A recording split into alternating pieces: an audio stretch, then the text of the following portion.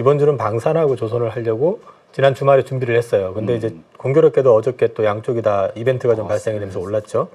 근데 이제 이벤트가 중요한 게 아니라 이제 업황에 대한 부분을 좀 점검을 계속해서 그렇죠. 하시고 펀더멘털이 중요하니까. 이 부분이 일시적인 거냐 아니면 좀 지속될 가능성이 있는 거냐에 대해서 고민을 하셔야 되기 때문에 그 방산 관련해 가지고 일단은 제가 계속해 가지고 방산을 저는 작년부터 업데이트를 계속 해드리고 있는데 네.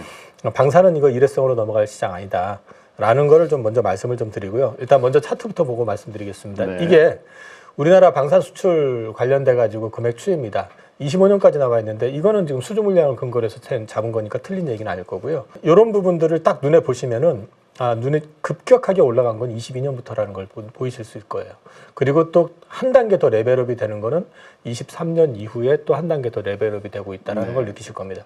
근데 이 부분에 대해서 앞으로도 계속해서 연속성이 될 수밖에 없는 이유에 대해서 가장 큰 이유는 지금 이제 보호무역이 지금 기승을 부리고 있잖아요. 이제 미국 중심으로 해가지고 그러다 보니까 뭐 원래 또 중국은 자국 키우기 위해서 또 그랬던 나라기도 하고 글로벌 무역 현황 추이를 보게 되면은 급격하게 꺾이는 모습을 보이고 있습니다. 반면에 글로벌 방위비 추이를 놓고 보시면은 이게 올라가는 폭 자체가 2015년 이후로 급격하게 올라가고 있는 걸 느끼실 수 있을 거예요. 근데 이게 왜 그랬냐면 트럼프가 시비를 걸었었죠, 그때. 그냥 무임승차하지 마라. 돈 내라. 하면서 이제 시비를 걸면서부터 많이 올라갔었죠.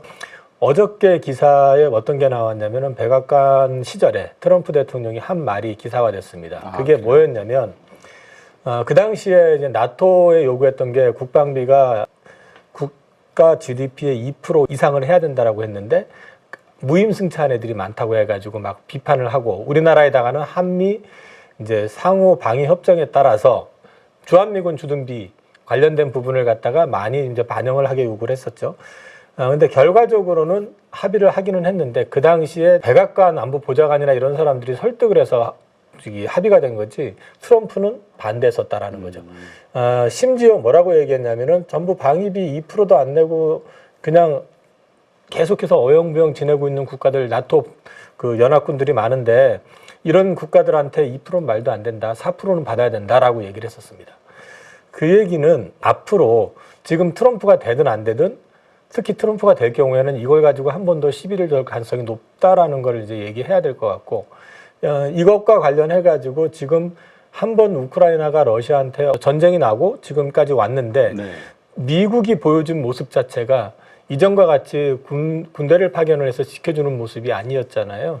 그래서 지금 사실 실제 자주국방에 대한 니즈 이런 것들은 어느 때보다 절실한 상황이기 때문에 방산과 관련된 부분들은 동유럽뿐만 아니라 그 아랍 쪽, 중동 쪽도 마찬가지고 또 중국이 지금 계속해서 이제 소위 말해서 그 경제력을 키우면서 이제 군사적인 지출을 강행하고 있는 상황에서 오늘 나왔던 기사는 또 뭐가 나왔냐면 대만이 지금 그 국방 예산이 아직 작다. 그 오브라이언이라고 전 그 백악관 그 국가안보 실장이었던 사람이 얘기를 하는데 이것 여기서도 얘기를 하는 게 뭐냐면 대만은 GDP 지금 3% 정도밖에 안 된다 이거예요. 그것도 작기 때문에 더 늘려야 된다. 그래서 인도 태평양 지역의 국가들은 이쪽 방위비 지출 관련된 부분을 더 늘려야 될 것 같다라는 얘기를 또 했답니다.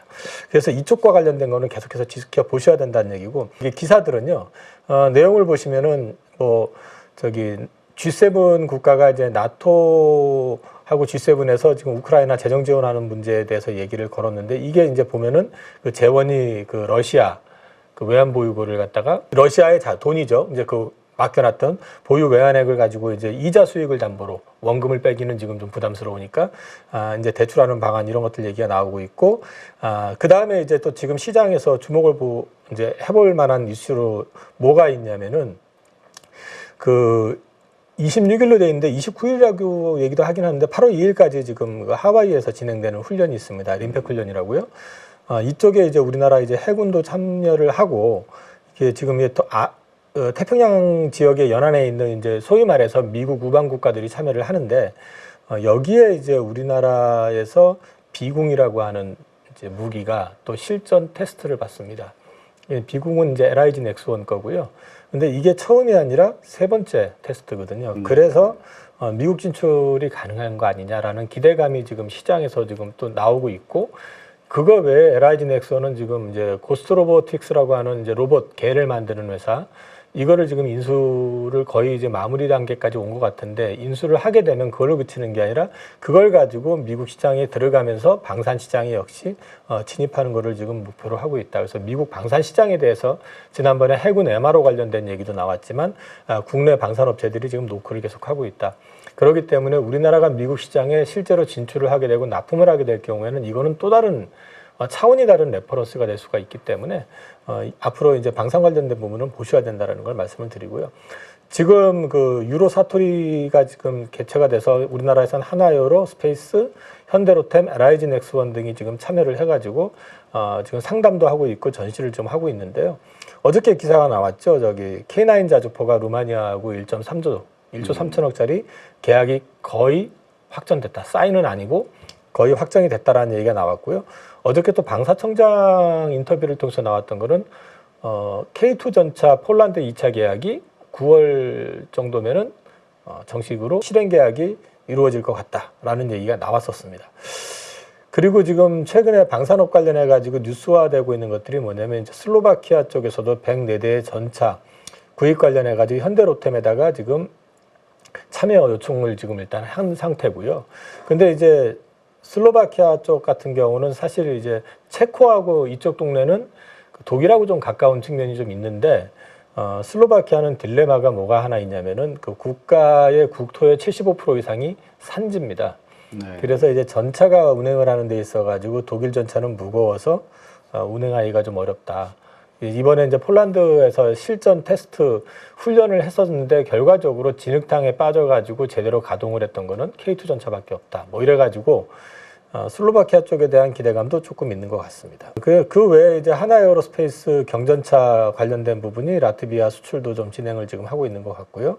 루마니아 얘기는 말씀드렸고, 그 다음에 이제 한화가 사우디의 KF-21 전투기 엔진을 전시한다라고 되어 있는데, 이 KF-21 관련해 가지고는 지금 우리나라하고 인도네시아 공동개발 얘기 나왔었지만은 네.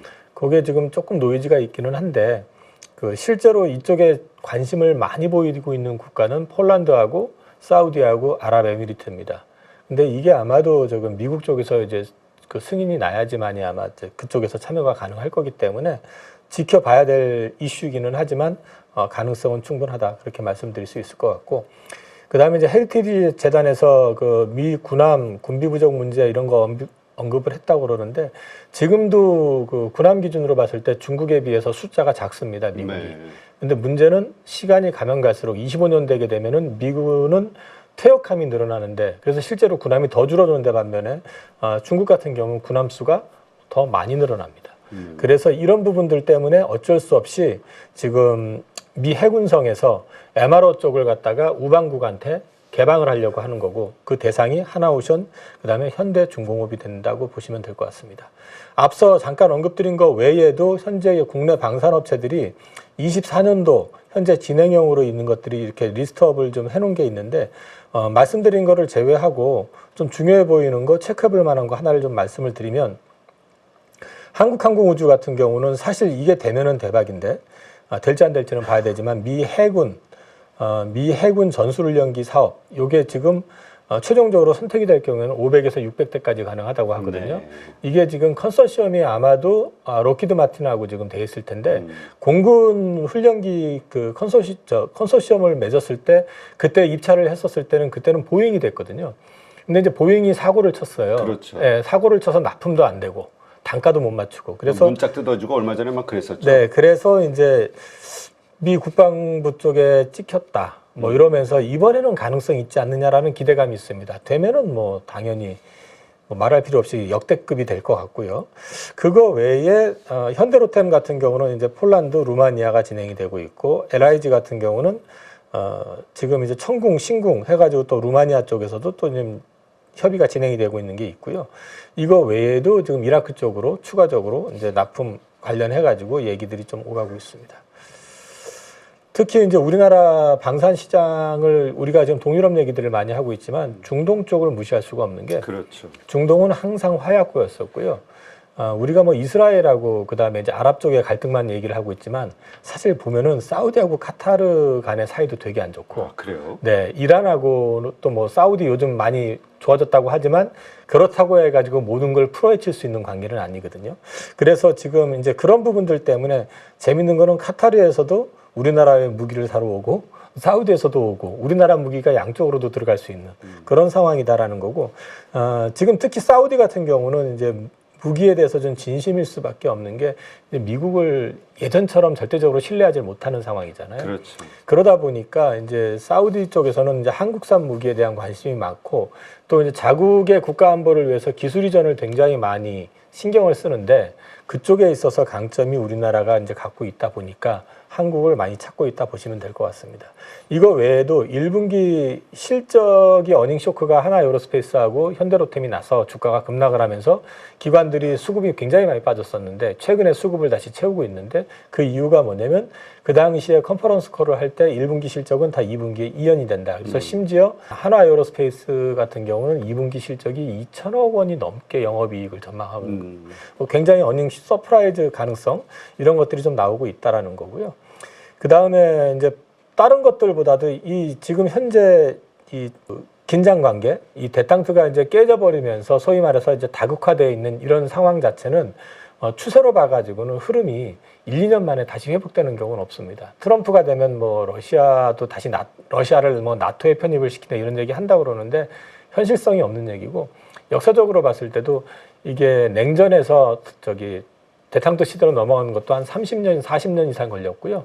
이 대탕트에서 다시 이렇게 또 이제 다국화로 넘어가면서 냉전이 제2차 냉전이 이제 발생이 되는 것 역시도 마찬가지로 30년 이상이 걸렸기 때문에 하나의 트렌드로 보셔야 될 것 같고 그렇다고 그러면 방산에 대한 부분은 계속 지켜보셔야 된다라고 말씀을 드릴 수 있을 것 같습니다. 그 다음에 이제 조선주 쪽 관련해 가지고는 제가 그다음 설명을 드렸었으니까 여기 지금 1번부터 5번까지 있는 거는 그냥 읽어보시면 될 것 같고요. 이것도 마찬가지로 지금 그 경쟁이 급하게 줄었고 제한된 건조 캐파인데다가 중국은 27년까지 슬롯이 다 찼기 때문에 중국도 별로 그 저가 수주의 유인이 없다라는 것도 말씀을 드렸고 클락슨 신조선가는 계속해서 오르고 있다. 그 말씀도 드렸었고요. 앞서도 잠깐 얘기했던 것 같은데 IMF 환경규제 관련된 부분이 선박과 관련돼 가지고 구체적으로 법안화할 가능성이 높은 게 9월 말 MEPC 82 회의에서 다뤄질 거라고 합니다. 네. 그러기 때문에 아마도 이제 선박 엔진 때문에라도 20년 이상 노후화된 선박의 교체 수요가 나타날 것 같고 그것과 관련해 가지고 어제 그제 해가지고 프랑스의 CMA CGM이라고 하는 회사에서 컨테이너 선박 20척 이거는 HD 현대 쪽으로 들어갔고요. 그다음에 10척 정도가 삼성중공업으로 계약이 된 게 아니고 LOI 의향서가 교환이 됐는데 보통 이 조선 쪽 같은 경우는 LOI가 되면 거기 계약까지는 그대로 이어지는 경우가 많습니다. 이게 보면은 LNG나 메탄올 추진선입니다. 그러니까 이제 선박의 엔진의 원료가 바뀌고 있는 선박적이 이제 시작이 되는 것 같다. 그 다음에 이제 프론트라인이라고 하는 곳에 해운회사인데 이쪽에 그 CEO가 발표하기로는 향후 10년간 약 1,300대의 유조선의 교체 수요가 있다. 노후화된 것들 역시 이것도 결국은 선박 엔진과 연관이 됐다고 보시면 될 것 같고요. 그 다음에 인도에서도 자체적으로 이제 선박을 보유하겠다, 해운사를 가지겠다 하면서 여기서 소유되는 것도 1,000여 척 정도. 그러니까 인도가 일단 인구에서 압도적이기 때문에 이 물량이 우리가 생각하는 거하고 단위가 다르더라고요. 뭐 인도도 물론 이제 경제적인 것도 따지겠지만 인도가 중국하고는 그렇게 가까운 사이는 아니기 경쟁적이죠, 때문에 지금. 네, 경쟁적이기 때문에 그리고 이제 인도가 노리고 있는 시장 타겟 자체가 중국보다는 미국이나 유럽 쪽이라고 놓고 본다면은 조선업 같은 경우 그러니까 컨테이너선이 됐든 뭐 유조선이 됐든 아무래도 상대적으로 중국을 마냥 선호하지는 않을 가능성이 높다. 그래서 우리한테 상당 부분이 돌아올 거고 일본 같은 경우는 지금 오히려 중공업체들이 조선업에서 철수하려고 하는 움직임도 보이고 있는 상황이기 때문에 사실상 규모로 봤을 때 한국이 가져갈 가능성이 높다라고 보셔도 될 것 같고요. 조선업의 가장 이제 문제점 중에 하나였었던 게 인력난. 요게 작년에 한참 얘기가 됐었는데 이건 얼추 해소가 된다라는 리포트가 이제 나온 게 저희 하이에서 지금 나온 리포트였고요. 원가 같은 경우도 이것도 언핏 아까 김민수 대표가 얘기했던 것 같은데 후판 가격 떨어지고 있고 그래서 이제 이런 부분들이 수익률 개선에 도움이 되고 있다. 성과 역시 계속해서 올라가고 있다라는 측면에서 보시면 될 것 같고요.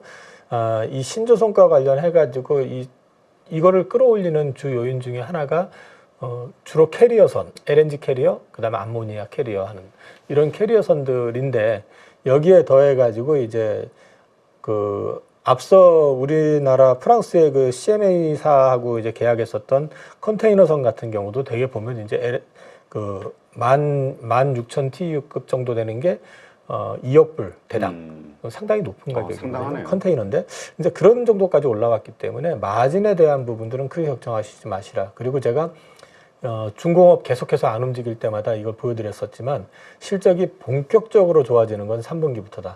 그리고 2분기도 1분기보단 좋아지는 그림이 나온다. 그러면 여기에서 보인 이제 아이디어는 1분기, 2분기 때 쌀 때 계속 사 모아 놓으면 기회가 있을 것이다라는 말씀을 계속 드려왔었습니다. 근데 지금의 밸류에이션 지금 뭐 좀 올랐으니까 그럼에도 불구하고 아직은 매수할 만한 가치가 있다. 이 가격대에서는 일단 제가 생각하는 거는 이제 중국과의 디커플링을 갖다 기정사실화해 놓고 본다 그러면 사실상 우리나라 조선사들은 독점에 가깝다고 보셔도 무관하고요. 그리고 올해 밸류에이션은 비싸요. 근데 내년으로 가게 되면 현대중공업이 한 15배, 그 다음에 삼성이 한 10배 미만, 그 정도 나오거든요. 그리고 지금 여기 이 밸류 안에 포함이 안 돼 있는 게 뭐 있냐면 MRO 사업. MRO 사업을 만약에 하게 된다 그러면 미 해군만 20조예요.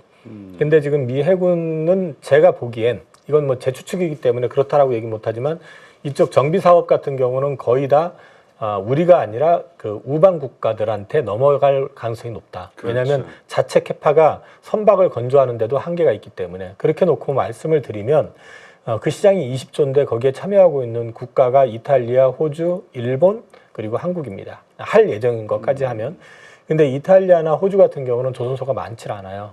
그러면 이제 일본하고 한국 조선소가 MRO 시장도 궁극적으로 많이 가져갈 가능성이 높다. 그런 맥락에서 봤을 때는 향후를 놓고 봤을 때는 밸류에이션 리레이팅 가능성도 있다라고 저는 보고 있습니다. 미 현지에 있는 조선소 인수와 관련된 얘기도 좀 있어요. 네. 필리 조선소를 지금 하나오션이 인수한다는 얘기도 나오고 왜 인수를 하냐면은 미 현지에 조선소가 있어야지만이 미 군함 사업에 참여가 가능합니다.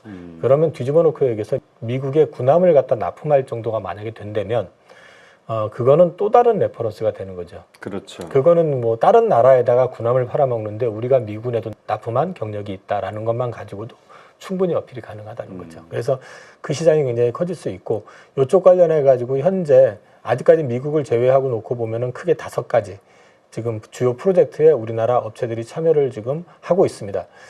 폴란드 같은 경우는 잠수함 쪽으로 해가지고는 한화가 이제 거의 가져올 것 같은 분위기인 것 같고요. 현실적으로 이제 사우디 쪽 같은 경우도 이제 한일전이 되는 것 같고, 필리핀은 현대중공업 쪽에서 이게 아마도 함정을 좀 수주할 가능성이 높다. 그 정도 보시면 됐고, 캐나다 같은 경우는 이제 역시 한일전 이렇게 될 것 같습니다. 조선업의 매수 시기와 관련해 가지고 계속 강조드리지만 3분기부터는 진짜 좋아진다. 그래서 실적이. 예, 언제든지 조성시에 매수하시라. 그리고 이번 조선업은 P는 올라가고 있는데 Q가 크게 늘지 않는 캐파 증설이 생각보다 많지 않다. 거의 없다시피 하기 때문에 이게 폭발적으로 올라가지는 않지만 생각보다 굉장히 꾸준하게 우상향할 가능성이 높다라는 걸 계속 말씀을 드렸고요. MRO 비즈니스 같은 경우는 하나의 밸류업의 요인이 될 것이다. 그리고 말씀드린 것처럼 일본 조선소, 그러니까 중공업 같은 경우는 조선업에서 실제로 철수하려고 하는 움직임들이 많아지고 있기 때문에 결국 우방국가 중에서 사실상 독점화 될 가능성도 있다. 그런 것도 한번 감안을 해서 지켜보시면 될 것 같다라고 말씀을 드릴 것 같습니다. 네. 야, 그러니까 하여튼 그 한국이 참 얼마 전 작년에는 우리가 2차 전지 가지고 막 열광을 했었고, 근데 하여튼 우리가 이 작은 민족이 기술력이랄까 이 비즈니스적인 능력이 참 대단한 것 같아요. 세계 곳곳 우리가 강력한 세계적인 경쟁자로 떠오르는 섹터들이 워낙 많다 보니까 우리나라는 지금 사실 제가 생각할 때는 일단 미국이 지저분하고 힘든 거 안 하려고 산업을 포기했는데 그걸 이제 중국이 많이 가져가기도 했죠. 우리가 중국하고 항상 경쟁을 했고, 근데 이제 우리는 거기서 포기하기보다는 그걸 친환경적으로 많이 바꿔왔었고, 그랬기 때문에 제조업을 중국과 경쟁을 하면서도 나름대로 버텨왔었던 게 지금 디커플링을 시도하는 미국의 어떤 정책과 맞물려 가지고 다시 좀 빛을 볼 수 있다. 다만 인구가 늘어야 된다. 그게 지금 가장 큰 결국 문제인 것 저출산 대책으로 가는 겁니까? 같습니다. 좀 획기적이어야 될 것 같아요. 이게 지금 사실은 우리 민족의 역량이나 잠재력을 보면은 우리나라는 앞으로 계속 좋을 것 같은데 가장 큰 문제는 고령화, 노령화되고 이제 인구가 줄어든다는 얘기는 결국 가가지고 미래 경쟁력이 그만큼 줄 가능성이 높다는 측면에서 좀 안타깝죠. 네. 주식 시장도 좀 선진화됐으면. 그건 제가 할 얘기가 되게 많은데 네. 다른 채널에서 이미 많이 얘기했으니까 오늘은 좀 알겠습니다.